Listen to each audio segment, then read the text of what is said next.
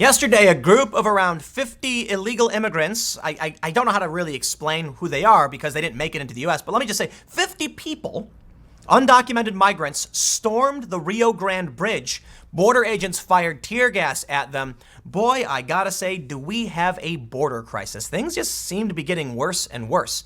Now, the story itself is rather short, but following this, I do have some news I want to talk about pertaining to Ocasio-Cortez. She wants some kind of like 9/11 style commission to investigate Trump. But let me explain to you real quickly before we get into this why she frustrates me so. She's talking, she puts out some tweet about how the infrastructure in New York is crumbling, like they need to fix the trains. And I'm like, dude, Amazon tax revenue was going to help alleviate the infrastructure problem by funding repairs to the MTA. You blocked that. And then when she does block it, she comes out like, well, I didn't do anything. I don't even live in that district. Oh man, she is a character. I gotta say that. But let's read the news and then get into issues with her. Before we get started, head over to timcast.com/donate if you want to support my work. There's a PayPal option, a crypto option, physical address, but of course, share this video. YouTube has deranked us, so the best thing you can do to support me is just send this video onto social media and share it where you can because, you know, YouTube is it's propping up corporate media. So even though I'm reading a Fox News story, I get it.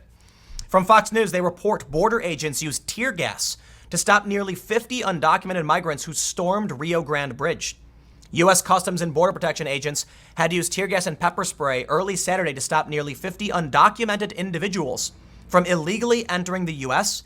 after they stormed a port of entry along the U.S.-Mexico border in Texas, officials said. The incident at the Far Reynosa International Bridge took place around 4 a.m. The bridge is closed between midnight and 6 a.m., but CBP has had to construct temporary barriers in the middle of the span due to the large influx of migrants using the bridge at night. A CBP official told Fox News the group attempted to rush across the bridge in 3 waves.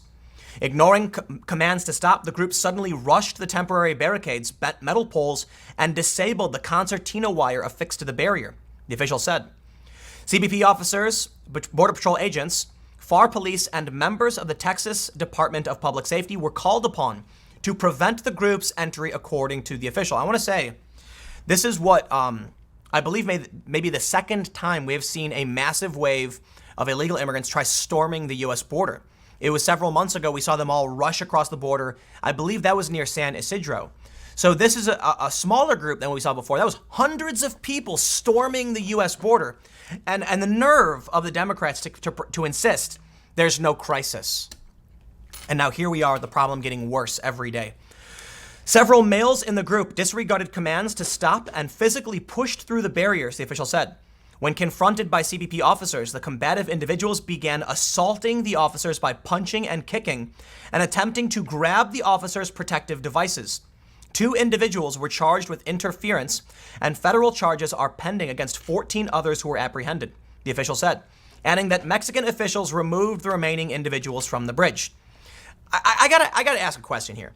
I've never been a fan of the invasion rhetoric because these people aren't government actors. But what do you call it when a rogue group of 50 or so people start physically attacking border agents?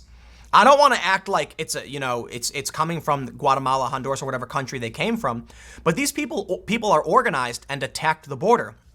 It's also important to point out that we saw a story not too long ago alleging that anti-fascist activists were training migrants just for these kinds of scenarios, with weapons as well. But whether or not this is connected, I'm not trying to draw that connection. I'm just saying, don't be surprised if we see more of this, especially after what we heard from federal law enforcement. Moving on, they say, the bridge opened to commercial traffic at 8 a.m. after a 2-hour delay. The Trump administration has mandated that asylum seekers remain in Mexico while their cases are heard in an effort to slow the flow of mostly Central American migrants to the southern border. The White House also said this week it was banning migrants from seeking U.S. protections if they pass through another country first, though that rule has been challenged in court, and that's by the ACLU. I will also stress, I may have misframed this before, saying that this is essentially banning asylum for most people. The real issue is they can claim asylum to the U.S., but they have to do it at a U.S. consulate in whatever country they're in if they move through it. So if you're in Mexico and you come to the U.S., you're good. If you're in Central America and you go to Mexico first, go to a consulate. Otherwise, I think that's the rule. They may still be barred, but I want to make sure that's clear that there's nuance in the issue. They say those policies and others, and again, the lawsuit being filed is by the ACLU against Trump's policy change. They say, those policies and others make it hard to seek asylum. Those policies and others that make it hard to seek asylum have led some migrants to cross the border illegally out of desperation. The Mexican government announced plans this week to spend millions of dollars to improve migrant shelters and detention centers that house families, but in southern Mexico, far from the U.S. border. I also want to stress another story I covered recently is that Mexico has been conducting immigration raids as well. It's not just the U.S. and ICE, it's Mexican immigration officials storming schools and churches and buildings and apprehending these illegal immigrants and deporting them. But now let's talk about the absurdity that is Ocasio-Cortez, because she wants a 9/11 style commission to investigate Trump family separation policy. What does this even mean? And why are we wasting time? Going back to the point I made about Ocasio-Cortez and the MTA issue, it seems like she screws things up and then blames everyone else that they're screwed up. You want to fix the MTA in New York? You need tax revenue for that. Amazon was going to do that. You led protests. You headlined a protest event in the financial district, trying to stop them from coming in. So why then should I listen to you when you're upset about the problems you created? The same can be said for Trump. One of the criticisms we heard from the left is that, people want to praise Trump for pulling back on Iran when he's the one who ordered the strike on Iran in the first place. I can respect the criticism, but I will stress this. There's a difference. Trump ordered a strike and then stopped himself. Good. Stop yourself more. Ocasio-Cortez was facing this problem in New York, and what did she do? Damaged a deal that would have brought in tax revenue and then complained about the loss of tax revenue. That's different. I get it. She created her own problems. Let's read this story from The Hill.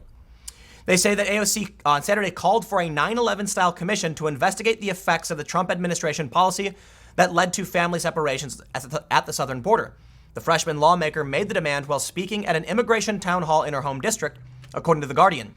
Ocasio-Cortez, who has become one of President Trump's favorite targets because everybody hates her, her favorability is like 22% in swing states, so let's be honest, said if the Democrats win back the Senate and White House, the government should convene a special commission to investigate family separations.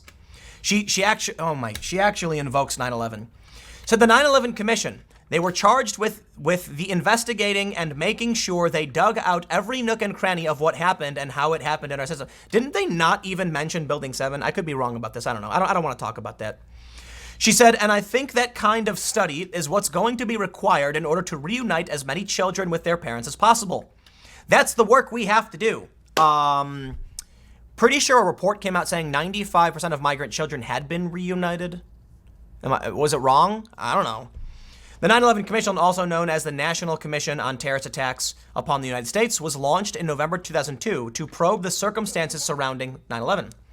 Cortez added that U.S. law now has a lifelong commitment to the children it separated from their parents, adding she believes we have responsibility to provide mental health care services to those children for the rest of their lives. But heaven forbid we do the same thing for homeless people in Los Angeles. Man, the virtue signaling, it's mind-numbing. I'm glad the concept of virtue signaling is now the idea has made its way mainstream with criticism for many people. The idea is now, known to the common folk. Regular people are hearing this term, which basically means you don't actually care about what these children went through. You don't care about the border. Otherwise, you would have voted on providing humanitarian aid. You care about politicking and posturing to win an election. I just can't stand it. Everything's fake. Everything's a lie. She doesn't actually care about this stuff. I really, really doubt it. She just wants to look cool for the cameras. She said, it chills me to my core. No, it doesn't. To think about 20 years from now, when these kids grow up, the story that they will have about America. That is exactly why we cannot allow this administration to define immigration policy within the United States. This is something that I think is going to have to take a 9/11 style commission. You know what, man? Not a day goes by she doesn't say something or do something that I find just absolutely reprehensible. Invoking 9/11 now. Pandering to the children. It's an emotional game. It's emotional baiting. She doesn't have an actual policy to offer you, so instead, what do? They manipulate. Look at the Green New Deal. Was it about the environment? No, it was like the first page talked about the environment and the rest was socialism. Free healthcare, free college, guaranteed income. It's just they're manipulating what you care about to try and push in things they know you don't. And to me, that is selfish and disgusting. But you know what? I'll leave it there. Stick around. One more segment to come in a few minutes, and I will see you shortly.